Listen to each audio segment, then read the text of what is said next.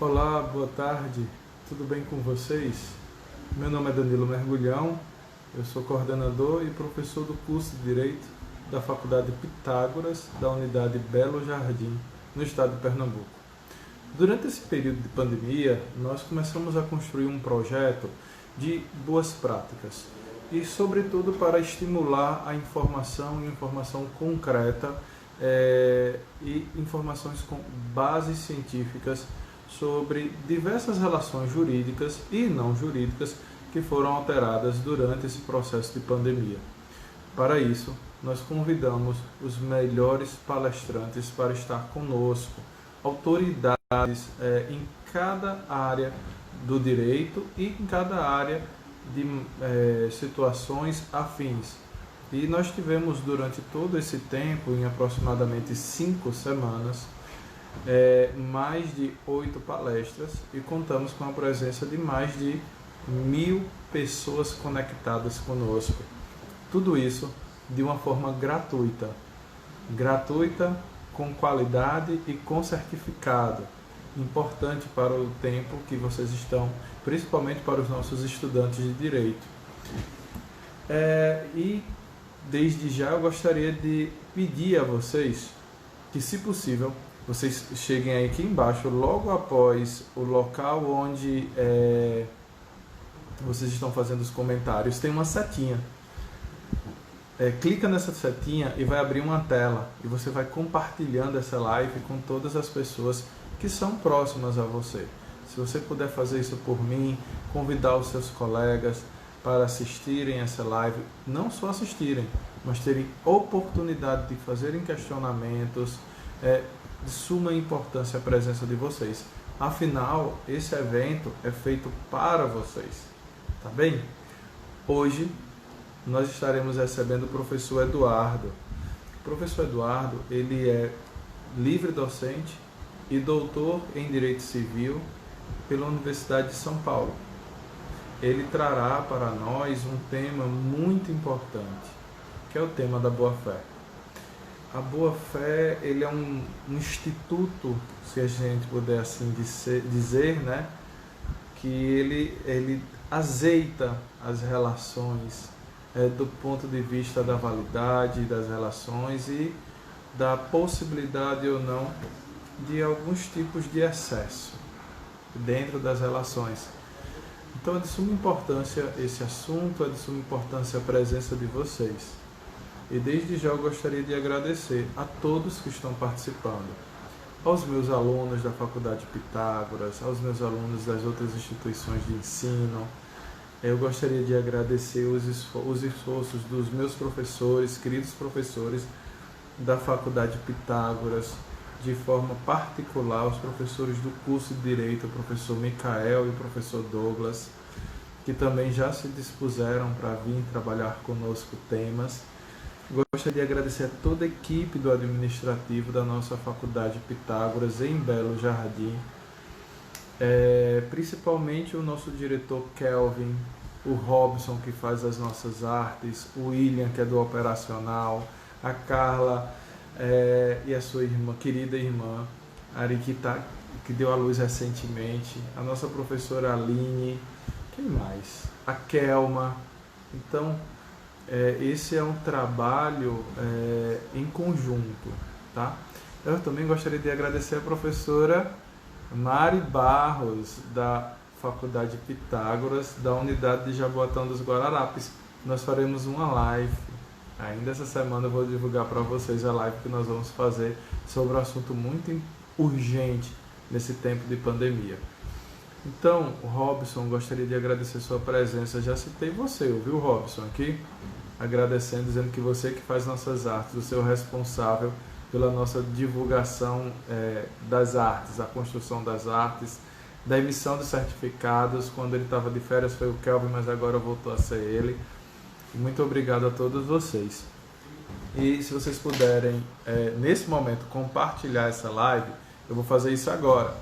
Se você puder compartilhar com todo mundo que está próximo a você, que é do curso de Direito, para que nós possamos atingir uma quantidade considerável de pessoas para escutar e debater um tema tão importante, eu ficaria agradecido. Agora acabei de compartilhar, tá? Espero que vocês compartilhem aí. Já já nós vamos convidar o Kelvin para dar uma palhinha para nós e também, e logo em seguida vamos falar com a Carla e logo em seguida vamos convidar o professor Eduardo para ele dar uma palhinha para nós desse tema tão importante, tá? Só um instante que eu estou agora no computador só para também compartilhar o link dessa live com os meus contatos.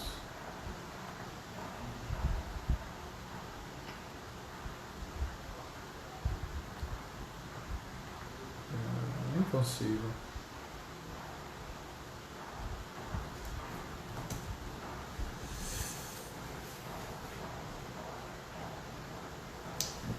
Gente, enquanto isso, eu gostaria de saber de onde vocês são. Se vocês puderem dizer, vocês são aqui da região de Pernambuco? Vocês são de Belo Jardim? Vocês são da região de Belo Jardim? Vocês têm acompanhado as nossas lives? O que é que vocês gostariam de falar?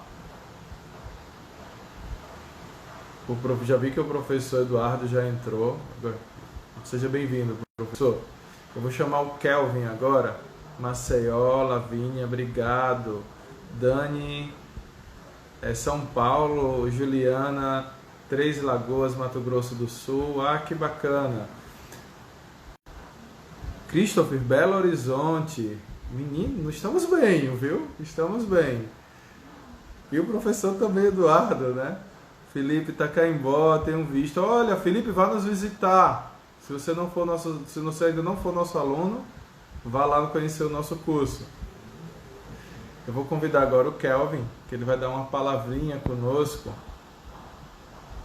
Só temos 17 pessoas, temos que ter mais, tá? Para prestigiar os colegas e atingir o maior número de pessoas possíveis. Oi, Kelvin, boa tarde. Olá, Danilo, boa tarde, tudo bom? Tudo bem, e você? Tudo jóia, graças a Deus. Que bom, que bom. Então, vou Kelvin, colocar minha cola aqui do lado aqui para não esquecer minhas coisas para falar, viu? É tanta coisa. Okay. A palavra é sua, Kelvin. Olá, Danilo, primeiramente obrigado, né? Obrigado por trazer esse momento para nós, né? E poder compartilhar isso, essa troca, né? A gente está trazendo excelentes pessoas para poder contribuir, né?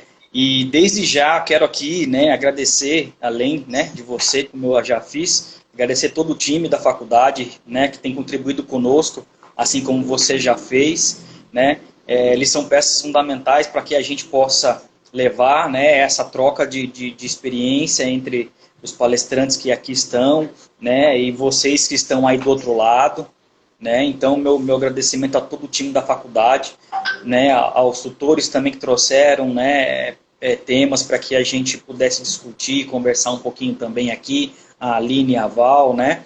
E assim, a gente agradece todos de coração, porque realmente, como o Danilo falou, é um trabalho gratuito, as pessoas não estão cobrando nada, nós estamos levando, né, educação, levando informação, e isso é muito bacana, eu fico feliz por isso, né? Agora é o momento de doação, né? Quanto mais informação, quanto mais orientação, melhor para que as pessoas realmente, né, se sintam acolhidas, né? Eu sei que é um momento de isolamento social, né? E as pessoas elas têm que se sentir acolhidas dentro das suas casas. Então, eu agradeço, né, as pessoas estarem abrindo as portas para nós e elas se sintam acolhidas por nós também, tá? Então, um grande abraço a todos que estão aqui participando. Gostaria também de deixar um abraço, né, a professora Mari, que está aí representando o Pitágoras de Jaboatão, né? Como o Danilo falou, breve nós teremos uma troca, uma live aí como um assunto, né, que está sendo aí pensado com muito carinho, né, entre a professora Mari e o Danilo. Agradeço a professora Carla, né, também por ter, né, já logo de cara aceitado essa oportunidade de trocar experiência conosco, né. Agradeço também aos colaboradores, tem a Rose lá de Aracati, ao Daniel de Aracati, que eles também compartilham, acessam as nossas lives, estão sempre aqui também conosco, né, nesse momento. A todas as pessoas que estão, né, nesse nosso Brasilzão, né? Eu vi aí Minas, tem aqui pertinho Itacaimbó, tem Recife, né, tem São Paulo, como professor também né? Então, assim, agradeço a todos de coração.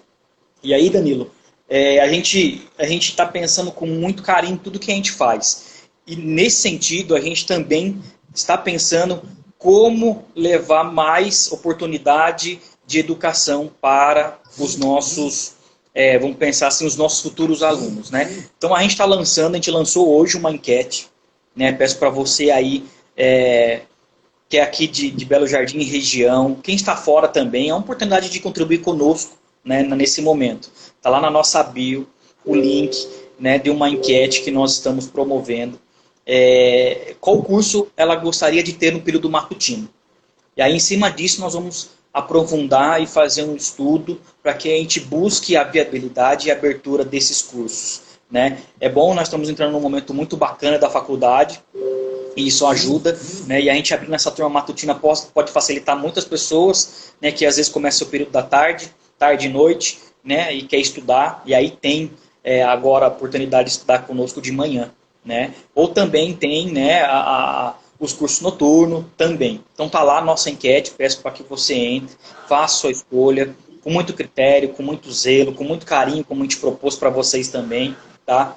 A gente está iniciando um novo ciclo, né? Um novo ciclo de captação para as pessoas que vão entrar. Eu não vou entrar nessa fala, porque daqui a pouco a Carla vai falar para vocês. Tá? Às vezes eu começo falando, acabo atropelando um pouquinho, mas a Carla vai falar um pouquinho para vocês desse novo ciclo, né? E a gente tem um momento muito oportuno, né? Eu sei que é um momento de ficar em casa, o isolamento social, mas se a gente deixar para estudar depois, a gente vai perder muito. A gente vai perder muito, porque essa situação, infelizmente, a gente sabe que a cada momento ela se agrava, né?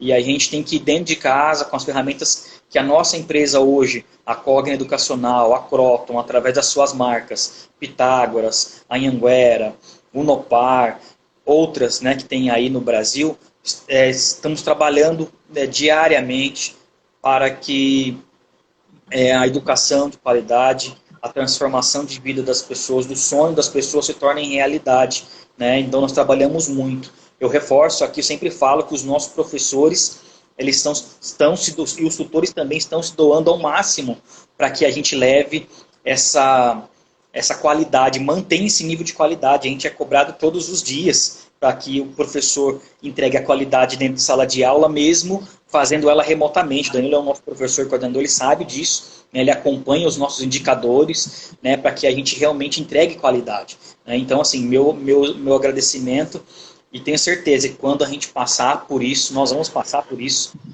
nós estaremos mais fortes, mais unidos, mais engajados e, com certeza, mais próximos para poder realmente pensar um pouco mais no outro e assim se colocar no lugar do outro com uma empatia e assim conseguir ter uma convivência em sociedade um pouco melhor do que a gente tinha, né? Se Deus quiser. Tá bom? Mas esse é meu recado, não quero falar muito, se deixar eu falar a live toda, e aí o professor Eduardo, que é o nosso convidado de hoje, não vai falar nada, e aí eu vou falando, quando vocês verem, eu nem minha reunião que é 4h30, daqui a pouco eu volto também, que eu quero participar a todo momento. Danilo, muito obrigado de coração, que você tenha aí, até acabar daqui a pouco também a reunião, quando acabar a reunião eu já volto para cá, mas que você tenha uma boa live, agradeço a todo o time novamente, e é com você. Grande abraço. Se faltou alguma coisa, pode complementar, viu? Aqui nós estamos, sabe, nós estamos juntos. Muito obrigado, Kelvin. Tenho certeza que estaremos muito bem acompanhados com o professor Eduardo. Com certeza. Vou Grande convidar abraço. agora o professor Eduardo para a gente começar a falar, bater um papo sobre boa fé. Muito obrigado, Kelvin. Abraço. Então, gente, vou chamar agora o professor que já está entre nós e vai convidando seus colegas, tá? Deixa eu ver aqui. Professor Eduardo. Aqui. Ops.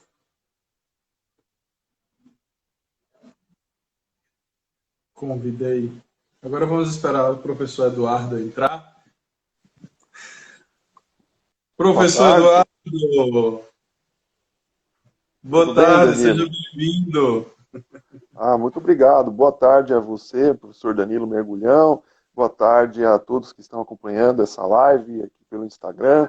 E quero, antes de mais nada, agradecer o convite tão gentilmente feito a mim para que eu pudesse, nessa tarde, participar com vocês, conhecer também a Faculdade de Pitágoras e também quero agradecer na sua pessoa as Faculdades Pitágoras de Belo Jardim, e, enfim, organiza esse ciclo de palestras que eu vi que são muito interessantes, com temas em diversas áreas do direito.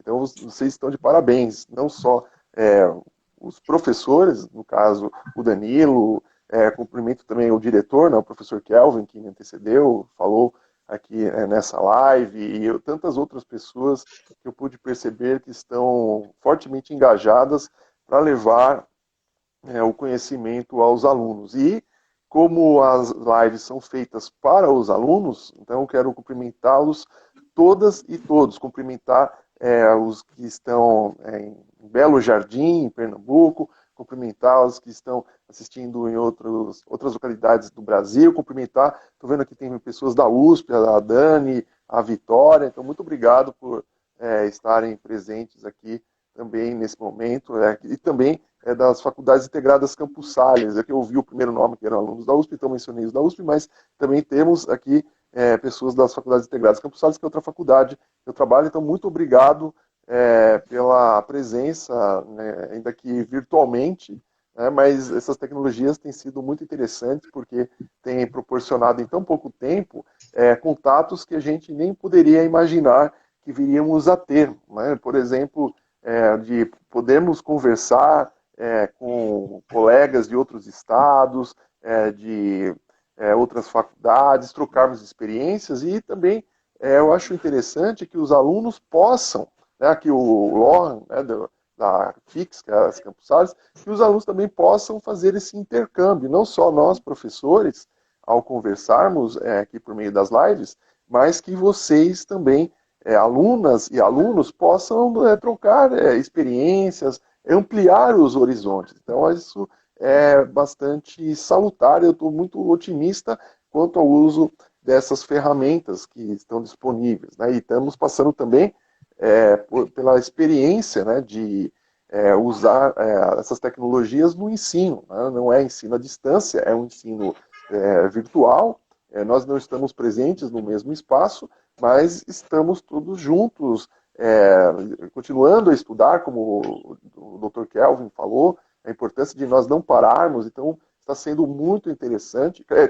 Está se exigindo demais de nós, assim, como até mesmo o professor Danilo mencionou, o professor Kelvin também mencionou, nós estamos nos desdobrando para conseguir fazer com que os alunos recebam o mesmo conteúdo que teriam. E acho que, na verdade, estão recebendo até mais do que na sala de aula. Né? Então, vamos ver qual vai ser o balanço de tudo isso daqui a alguns meses. Tá? Gente, professor, muito obrigado, boa tarde, muito obrigado por sua disponibilidade. Na verdade, eu não conheço o professor Eduardo, muito embora estejamos na mesma casa, ele como professor do curso, eu como aluno do doutorado. Eu não conheço o professor pessoalmente, eu conheci o professor através do seu livro, né? Eu estudo a Boa-Fé, e o professor ele escreveu um livro que é fruto dos estudos dele, da tese, que é O Princípio da Boa-Fé no Direito Civil. Todos os meus alunos de direito privado e de direito empresarial sabem a importância que eu dou ao tema. Eu já vou dizer que é um tema, um livro de leitura obrigatório, pelo menos para quem for meu aluno. Para quem for meu aluno, Obrigado. muito bom, a leitura é muito tranquila e estuda um pouco também a economia, né? Isso é importante, numa visão mais crítica. O professor Eduardo, ele é livre docente e doutor em Direito Civil pela Universidade de São Paulo. Ele é professor assistente, né, professor? Associado. Professor assistente de Direito Civil, do Departamento de Direito Civil, a professor associado do Departamento de Direito Civil da Universidade de São Paulo. Estou correto, professor? Isso, aí. Colégio de Professor, docência aí, podia... Sim, por favor. Assim, a gente começa como assistente, aí quando se torna livre docente, passa para o associado. Isso, o professor já é associado, professor associado de Direito Civil, do Departamento de Direito Civil da Universidade de São Paulo. Professor, concordo quando o senhor estava falando a questão dos desdobramentos dessa crise, né? Nunca se precisou tanto da academia. Nunca se precisou tanto da academia. Academia que sempre foi deixado no nosso país um pouco ao lado, né?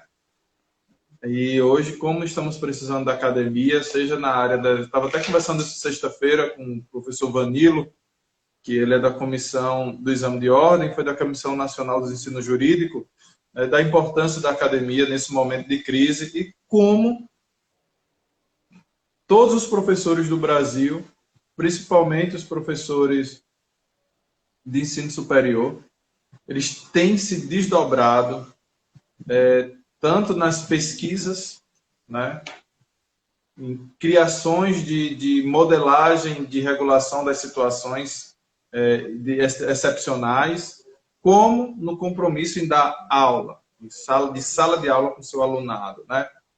E eu sou muito grato a Deus, sou muito grato a poder estar participando desse momento na qualidade de aluno de um doutorado de uma universidade como a Universidade de São Paulo, da Faculdade de Direito, nossa querida Sanfran, né? E ter estudado, mestrado na sua escola irmã, na Faculdade de Direito do Recife, né? Então é muito importante isso. Mas, professor, eu agora estou disponibilizando a palavra ao senhor para o senhor falar dessa querida e incompreendida boa-fé. E o tema de hoje é como agir de boa-fé em tempos de pandemia. A palavra é sua, o show é seu. Eu já estou aqui com o meu caderno para anotar tudo para a minha tese. Muito bem. Então, muito obrigado mais uma vez pelas gentis palavras.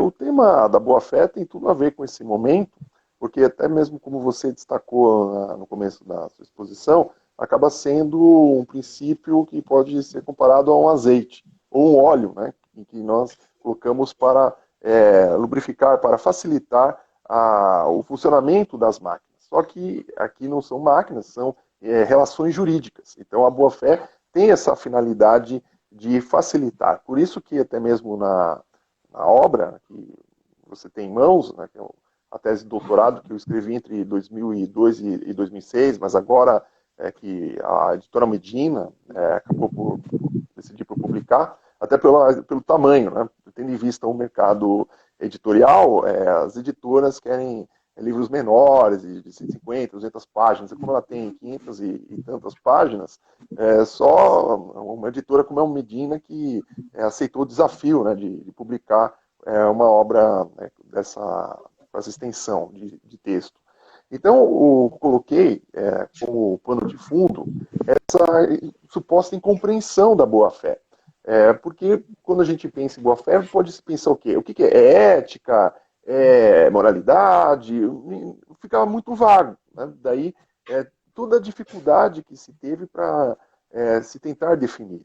E eu tive essa sensação quando eu comecei a estudar. E, curiosamente, eu me formei em 2001, quando estava em vigor o Código Civil de 16, que não falava da boa-fé, e quando eu terminei o curso, 20 dias depois, trocou-se o Código Civil, que eu me formei em 20 de dezembro de 2001, e 10 de janeiro de 2002 trocou o Código. Então tivemos todos que estudar o Código, e no Código Civil se consagrou a boa-fé, porque como o professor Miguel Reale adotou 3 valores diretores do Código Civil, que é a socialidade, a operabilidade e a eticidade, quando ele pensou em eticidade, ele pensou na boa-fé, de trazer essa experiência que se tinha na Europa para o direito brasileiro.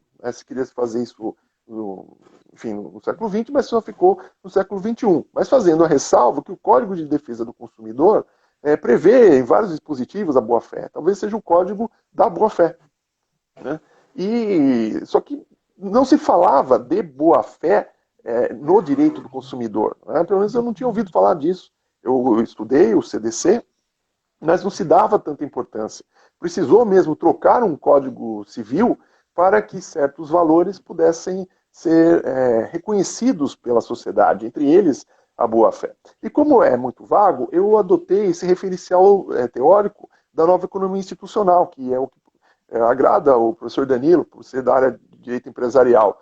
Né? E o referencial foi a nova economia institucional, como eu disse, que tem alguns pressupostos, que é o reconhecimento do estado de informação assimétrica entre as partes, ou seja, sempre nos contatos humanos, uma das partes vai saber mais que a outra, e também a nova economia institucional reconhece a existência de custos de transação, que são esses custos para operar o sistema econômico e, consequentemente, o sistema jurídico. Você tem custos para negociar um contrato, você tem custos para descobrir informações, você tem custos para monitorar se aquela obrigação vai ser cumprida, você tem custos se der problemas para ir ao judiciário. E essas questões, assim como na economia não eram reconhecidas pela economia neoclássica, ou seja, se pressupunha que o mercado era perfeito, os direitos eram plenamente definidos, as informações são disponíveis gratuitamente, o mesmo acontecia dentro do direito. Se pressupunha que as partes eram capazes, por isso só tinham regras sobre capacidade de agir, ou seja, se você tem maior de idade, né, no caso era 21 anos antes, hoje é 18, você já sabe se defender, não precisa de boa-fé. Também, se você teve algum problema, basta alegar erro, dolo, fraude contra credor, ou seja, eram as ferramentas que estavam disponíveis. Só que isso não se configura, não era suficiente na prática, porque nós tivemos importantes transformações no século XX em termos de mercado, sociedade de consumo, sociedade de massas, o marketing. Você tem que consumir nessa sociedade. Então você tem vários elementos, aí você também tem que aderir aos contratos, você não negocia nada. Então como é que você vai querer exercer sua racionalidade se a outra parte te impõe um contrato? Então todas essas coisas não fazem sentido. Então, quando eu comecei a fazer a pós-graduação, você também está fazendo, eu tive acesso a esse referencial teórico, e aí eu consegui associar, falei, olha só que interessante. O que está por trás da boa-fé são esses pressupostos. Então, a partir daí, eu tentei analisar o princípio da boa-fé para dar maior concretude, para que a gente pudesse identificar e aplicar com mais critério o princípio, para não ficar apenas, é ser ético. Porque veja qual é a diferença entre a boa-fé ética e a boa-fé jurídica. É que a boa-fé ética é uma conduta que você toma por conta própria. Você resolve agir da melhor maneira possível. Você resolve agir corretamente. Já a boa-fé jurídica, ainda que você não concorde com aquilo, o direito vai impor essa conduta. Então, essa é a primeira diferença. Né? E para também dar concretude a essa ideia de que boa-fé é agir corretamente, surgiram os deveres. Né? Se fala em deveres laterais, mas eu não vejo isso como deveres laterais, eu vejo isso como deveres diretos. E são 3. São os deveres de coerência, os deveres de informação e os deveres de cooperação. Ou melhor dizendo, né? O dever de coerência, dever de informação e dever de cooperação. Porque quando você tem um comportamento coerente, quando você diz a verdade e quando você não cria resistências injustificadas, você consegue descrever o que é agir segundo a boa-fé. Então, nesses momentos em que nós estamos passando por dificuldades, o que nós precisamos? Nós precisamos confiar nas pessoas. Então, daí a importância do comportamento coerente. O oposto desse comportamento é o comportamento contraditório. Também se fala em latim, venire contra factum próprio, né, que é bastante conhecido. Né? Você tem que falar a verdade nesses momentos. Né? Você não pode querer enganar o outro, porque se você engana o outro, você vai dificultar a vida, você vai querer tirar vantagens da outra pessoa, já está todo mundo sentindo muitas dificuldades. Ainda vem alguém querer agir de má fé nesse momento. E também não se deve criar resistências injustificadas, porque se você pode facilitar a vida da outra parte, por que você não faz? Reparem que isso não significa que você deva cumprir a obrigação no lugar do outro. Mas se você puder ajudar, que bom. Mas isso também não significa e você tem que se sacrificar, você não tem que se destruir em prol do outro, mas sempre que possível que se faça, porque essas coisas vão eliminando os custos de transação, assim como também, se você fala a verdade, você vai reduzindo esse estado de informação assimétrica. E também destaco que qual é o outro o sinônimo de má fé? É o dolo, agir de forma para causar um dano a outra pessoa, ou seja, quando você fala que alguém está mentindo, você fala que a pessoa está de má fé. Então veja que o oposto da má fé é a boa fé, então a boa fé exige que se fale a verdade. Então nesses momentos, muito bem, Oswaldo, né, que o princípio da cooperação entre as partes. Né? Então se atentar para esses três elementos, já se facilitaria muito a vida nessa situação de pandemia. E aí tem os casos concretos sobre os quais nós podemos conversar aqui nessa tarde, para a gente ver como a aplicação desses princípios pode resolver problemas que estão chegando para nós enquanto profissionais do direito, e até mesmo para vocês, estudantes, porque sempre vai ter um parente, um amigo que vai perguntar sobre qualquer um dos casos que nós vamos conversar nessa tarde. Oi, deu uma travadinha. Agora? Alô? Tá. Professor, nos escuta? Então, Oi. Travou um pouquinho, só um pouquinho. Tá. Então eu vou colocar situações em que nós podemos ver como agir corretamente nessa situação. A primeira delas tem sido a questão de renegociação de aluguéis. Porque está ficando muito difícil para muitas pessoas honrar esses compromissos. Né? Então, o que nós temos nessa situação? Num primeiro momento, se poderia imaginar, olha, vamos fazer uma lei dizendo que ninguém precisa pagar o aluguel por 3 meses. Né? Qual seria a consequência disso? Seria um desastre, porque se você não paga o aluguel, por uma questão óbvia, o outro não vai receber. Só que o outro, ao não receber, não vai pagar alguém no outro contrato.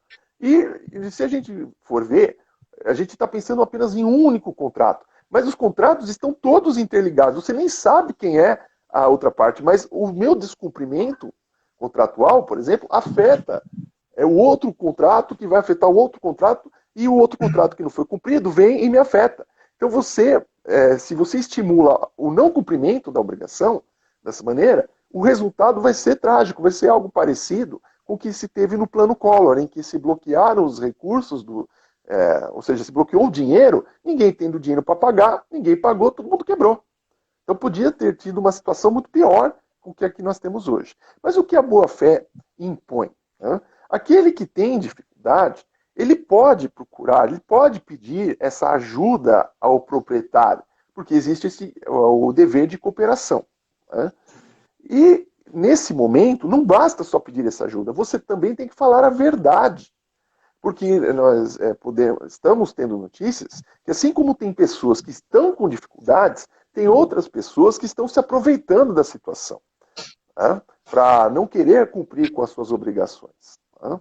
E o proprietário, se ele puder cooperar ajudando por causa, sei lá, renegociando a cláusula do pagamento, rescalonando, reduzindo, por exemplo, em 50% e o restante se paga depois, etc., você está cooperando, mas desde que possa fazer. E você também, enquanto proprietário, tem o direito de falar, olha, se eu der uma redução, aqui ó, a professora Mari Barros, né, foi como inquilina, solicitou mesmo sem ter decréscimo salarial. Né? Então, também o proprietário pode falar, olha, eu preciso desse dinheiro, eu também preciso que você faça um esforço, porque eu preciso honrar com outros compromissos. Então, o que vai se exigir nesse momento? Que as pessoas conversem de boa fé, ou seja, que elas cumpram o dever de informar para ver se é possível cooperar. E quando tem uma situação como essa, que a pessoa, por exemplo, diz que está passando necessidade e depois você descobre que não é verdade, houve uma violação do dever de coerência. Ou seja, foi um venire contra factum próprio. Você age de uma maneira pedindo ajuda e depois você descobre que não era a verdade. Que você quebrou as expectativas, quebrou a confiança do outro. Então, isso também não é uma conduta de boa fé. Então, o que eu defendo? Apenas o dever de renegociação dos contratos. Renegociar não significa chegar a um novo acordo, mas conversar, porque negociar é diferente de concluir um negócio. Tá? Pode ver que existe a fase negocial e a fase de conclusão, quando as partes vão falar sim, ambas falam sim. Aí sim se cria a obrigação. Antes não. Então, pelo menos tem o dever de conversar, mas não de chegar a um acordo. Se chegar, for possível, ótimo. Se também não for possível, sei lá, o que pode ter levado a não se obter esse acordo. Mas isso é importante. Tá? Então não se pode impor uma redução, também não se pode, de outro lado, falar, eu não quero saber do seu problema. Olha, eu quero o aluguel, mas está todo mundo passando necessidade. Não me interessa, eu quero o valor integral. Isso também não é uma conduta de boa fé, porque você também não está cooperando com a outra parte. Então você tem que pensar nessas situações. E ambas as partes têm que pensar nisso, não é somente uma delas. Ambas, e tudo dentro dessa conduta correta, esperada pelas partes. Tem outras aqui oportunidades, as partes também chegaram ao meio de resolução consensual. É possível, né? Pode chegar ao acordo, então vou devolver o imóvel, pode ser. Também o caso, eu vou direto para a justiça. Eu acho que, claro, é possível, a lei autoriza, é o 478, e o 479 do Código Civil estimula a cooperação de tal modo que o credor pode impedir a resolução fazendo uma oferta. Mas o melhor é que as pessoas procurem resolver, porque quanto tempo vai levar uma ação na justiça? Muito tempo. Né? Então aqui a professora Daniela, obrigado, né? Falando aqui do que deve ser a última alternativa, né? Como judicializar as questões. Então, esse não é o caminho que eu já sustentei em outras ocasiões, né, que eu falei sobre esse assunto. Outra situação que também envolve essas questões, né, que também tem dado margem a esses problemas, em contratos de fornecimento, ou seja, contratos de execução continuada, assim como o aluguel, contratos de fornecimento de produtos, né, em que o dever de coerência vai ser fundamental, porque o que você vai fazer? Eu entrego ou não entrego a mercadoria para alguém? Porque qual é a garantia que eu tenho de que ele vai me pagar? Então veja que a questão da confiança, ou seja, você tem que ter um comportamento muito coerente, né, para que a outra parte não seja prejudicada. Então você indica, você sinaliza que você pode pagar, você pega a mercadoria e não paga. Então tem que agir também, segundo a boa-fé, informando qual a situação real que se passa, né? Para que a pessoa possa decidir, para que ela não se sinta enganada, para que ela não tenha a sua confiança quebrada posteriormente. Então essa é uma outra situação. Tá? Então veja só o que a gente já viu, né? Como esses três deveres, informação, coerência e cooperação, se manifestam, né, para facilitar a vida das pessoas nesse momento, para que elas possam reequilibrar as suas relações privadas. Tá? Outra situação que também tem a ver é no direito de família, né? Porque também são relações privadas, não são relações patrimoniais, evidentemente, mas também são relações jurídicas, que também requerem a boa-fé nesse momento. Né? Então, por exemplo, em questões de guarda, a gente tem visto o receio da criança ir e voltar, porque a criança é assintomática, enfim, tem essas situações que são receios legítimos. Né? Então, também, o que se impõe? Impõe a conversa, ou seja, impõe-se que se diga a verdade, o que se está se passando. E também não se podem criar resistências injustificadas, ou seja, se aproveitar dessa situação para cutucar o outro, para ferir o outro, falar, então eu vou fazer desse fato um motivo para deixar o outro, o pai ou a mãe, dependendo do caso, triste, porque não vai ter o contato com a criança.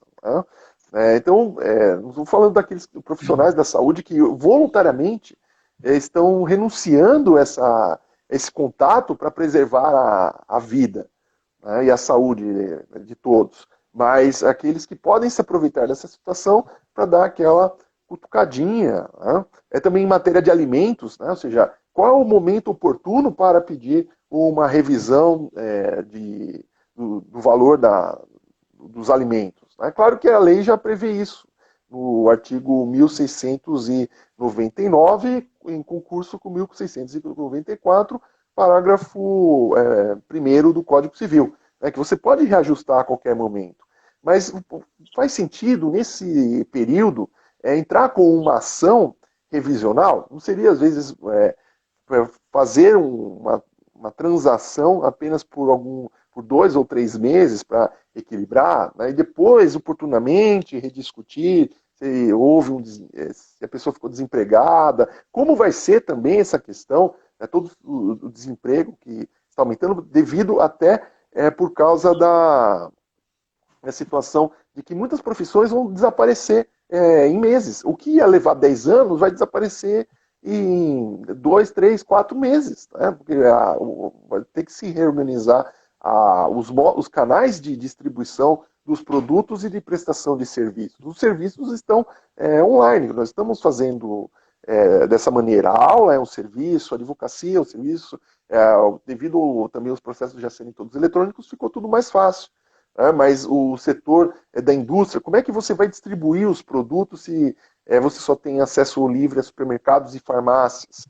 Né? Então, os shopping centers, tudo, restaurantes, né, vão ter que se transformar, vão sofrer esses impactos. Né? E também vai ter que se aplicar a boa-fé na reestruturação dessas atividades. Né?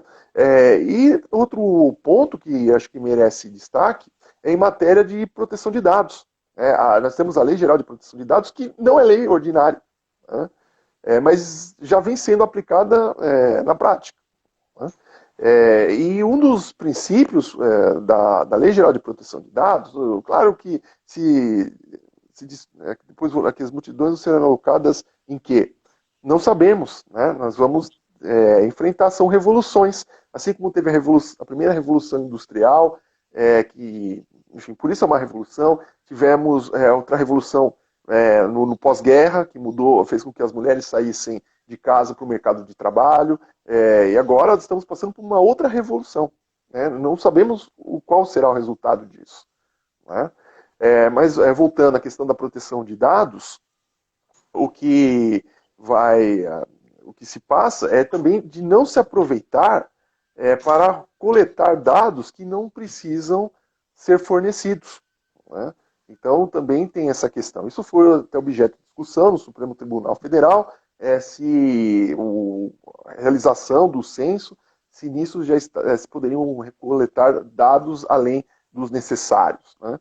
E a gente tem visto também na prática contratual, o tempo todo se pergunta, você vai comprar qualquer coisa, qual é o seu CPF? Aí já associam, você vai comprar um remédio, que aquele CPF comprou aquele remédio. E você aparece na sua tela, por exemplo, um QR Code. Né? Aí todo mundo vai, que bonitinho, QR Code. Ali já pegaram qual é o seu celular, onde você está, uma série de informações, e que todo mundo acha legal. Né? E essas informações são usadas. Só que, assim, o que a boa-fé exige? Que você informe o que você quer fazer com aquelas informações. Então, por exemplo, se você faz um QR Code para medir uma live, a finalidade disso é medir a audiência. Né? É um fim legítimo? Né? Fica a seu critério fornecer essa informação, mas a gente não sabe o que se fez ali, ou numa farmácia. Então a gente vê uma série de ausências de informação, ou seja, omissões, e até algumas resistências injustificadas, porque às vezes você vê o preço do produto na farmácia, 50% de desconto. Antes eles davam um descontinho lá de 3%, 5%. Agora eu comprei um remédio nesses tempos, era 50% de desconto se eu fornecesse o CPF. Eu acho isso um desaforo. Porque também os estudos enfim, na área de proteção de dados indicam que hoje, quando a gente vai comprar, fazer uma compra e venda, você paga parcialmente em dinheiro e paga a outra parte em informações. Né? Então, temos aqui o cadastramento para pagar 600, trouxe o mundo digital, mas os 15 milhões estavam ocultos nos cadastros. Então, o dinheiro vai movimentando e as pessoas vão ter que vão se reorganizar naturalmente. Né? Ninguém vai ficar parado, todo mundo vai se ajustar. Então, reparem que nós temos diversas situações em que a gente precisa da boa-fé para contornar esses problemas. Aliás, a boa-fé ganhou destaque dentro do direito civil nos anos 20, ou seja, 100 anos atrás. Né? Assim, obrigado, professora Mari Barros. Né? 100 anos atrás, na década de 20, é quando os contratos na Alemanha não tinham como ser cumpridos devido à inflação. E aí se começou a reajustar os contratos com base no princípio da boa-fé. Isso está mencionado até no capítulo 2 da minha tese de doutorado, né, em que eu fui explicando como é que isso começou e se tornou até mesmo um código civil paralelo, né, porque se aplicava tanto a boa-fé que já nem se aplicavam mais os outros institutos. E por que a boa-fé foi usada? Porque ela facilitava o cumprimento das obrigações, porque as regras eram muito rígidas. Partia-se do pressuposto do século XIX, que a ideia era o seguinte: você não previu uma inflação de 500 mil por cento? Não, então azar o seu. Então, por isso que a boa-fé vinha falar, tudo bem, ele não previu, mas quem também podia prever? É a mesma situação que estamos vivendo agora. 5 meses atrás, estávamos no ano novo, todo mundo, adeus ano velho, feliz ano novo, 2020 vai ser um ano muito bom, e de repente acabou.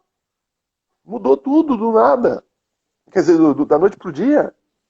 E as profissões, a nossa rotina, o medo, a incerteza do porvir, como vão ficar essas questões? Daí a boa-fé vai ter que ser mais usada ainda, né, para que possamos reajustar outras relações que a gente talvez nem ainda tenha cogitado. As primeiras que apareceram foram essas: aluguéis, fornecimento, umas coisas de direito de família, continua esse problema de dados, porque quantos dados estão sendo coletados, essa conversa que estamos tendo, não podemos ser inocentes que vai expirar em 24 horas, isso aí vai ficar armazenado,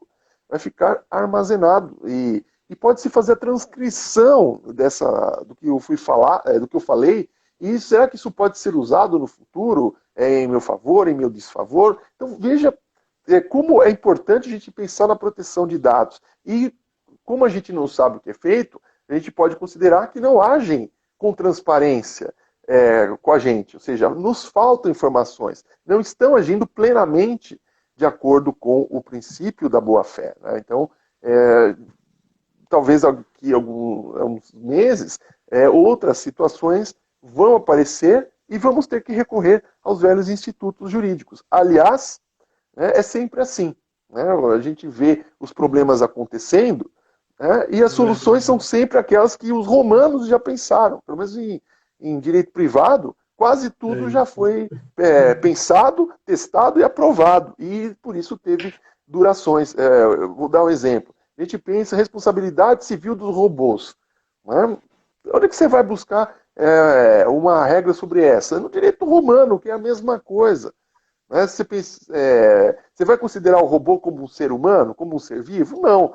Então, você vai aplicar as mesmas regras que tem para coisas inanimadas, né, que causam danos. Né? Então, você vai lá para trás e encontra soluções. E aqui é a mesma coisa. A boa-fé, embora tivesse já previsão no direito romano, é claro, ela foi passando por algumas alterações semânticas, mas nada muito diferente do que nós temos, ou seja, alterou-se pouco o seu conteúdo, mas são soluções que estão disponíveis aí para nós, para aplicarmos e reorganizarmos a nossa vida. Né? E, aliás, tem um livro, que também está citado na tese de doutorado, que seria de um francês chamado...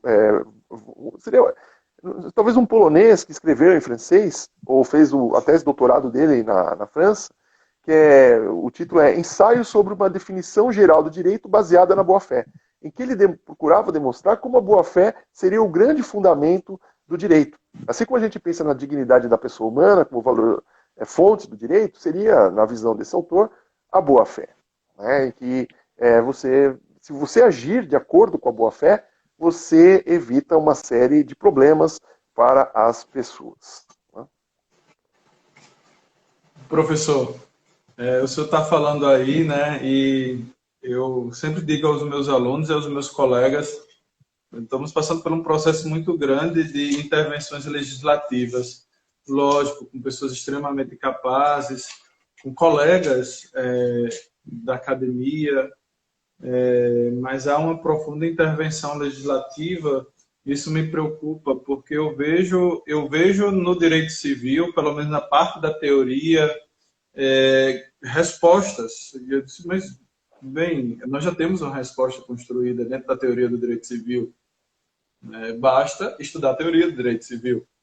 E às vezes eu digo aos meus alunos, principalmente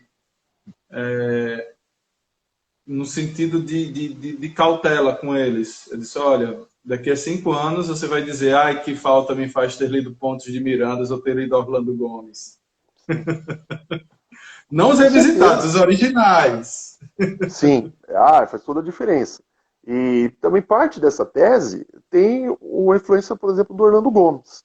É o capítulo do Dever de Informar. A primeira parte era como se o Orlando Gomes tivesse me dado a aula, claro, por meio do livro, e fui me encaminhando, claro, dando todos os créditos, né? Pelo amor de Deus. Né? Mas a gente vê a influência desses grandes autores na nossa formação, e aí a gente projeta isso para frente, é um legado, né? Que tem essa tradição, né? Na acepção original da palavra. Né? Então é importante mesmo ler esses autores, e tem que ler ao longo da vida e preferencialmente na graduação, porque depois se forma, não dá tempo.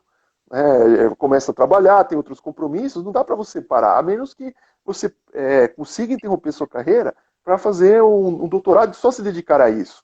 Eu tive o privilégio de ter bolsa de estudos 20 anos atrás. Hoje está muito mais difícil. Né? Então, se eu não tivesse lido naquele momento, quanto a gente tem que se desdobrar para conseguir ter a leitura, e tem que ler sempre na época certa. O pessoal que tem 20 anos é o melhor momento, porque você vai reter tudo. Né?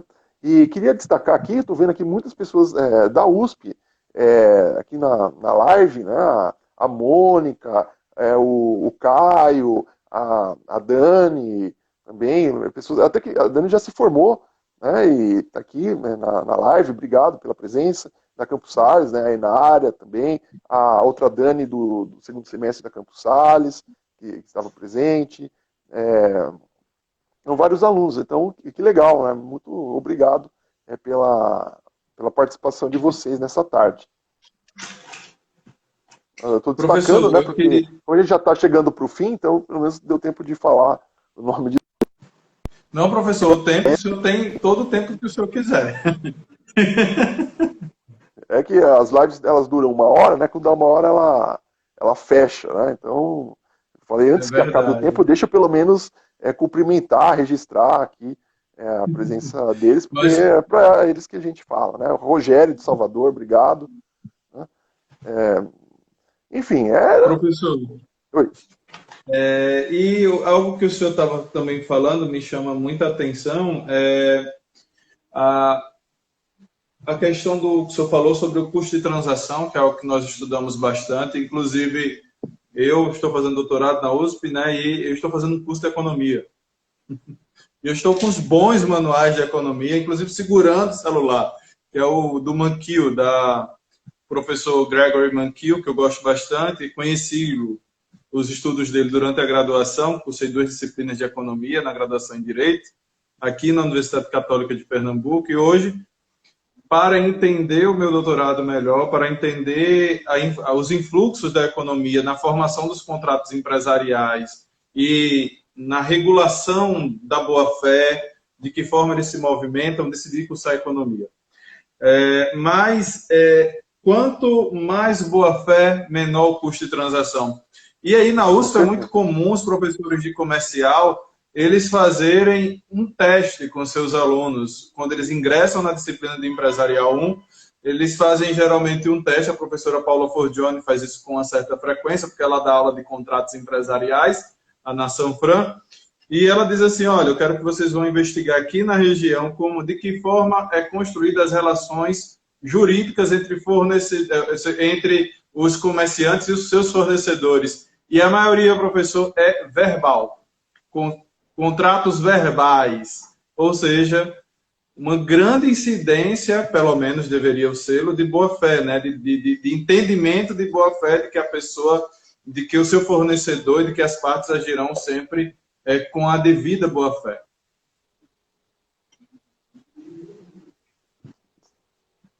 Ah, sim. No caso, eu descobri esses referenciais teóricos fazendo disciplinas de comercial, né? E aí depois eu vi que, pelos cadernos, né, assim, dos alunos, né, eu vi que a professora Paula Forgione, até agradeço, né, fazia referência a esse meu trabalho, né, apontando essa relação falando, tem um trabalho e tal, né, no caso fazendo referência a esse, demonstrando que a boa-fé serve para reduzir os custos de transação, ou seja, quanto mais presente a boa-fé, mais fácil fica o cumprimento das obrigações. Nesse sentido, né, que essa ação. Olha, uma aluna da professora... É aluna da graduação, a Mônica, está no 6º semestre, né, que foi Mônica, é a Mônica Almena. Eu sou monitor dessa disciplina, Mônica. Sexta-feira, às 7h30 da manhã.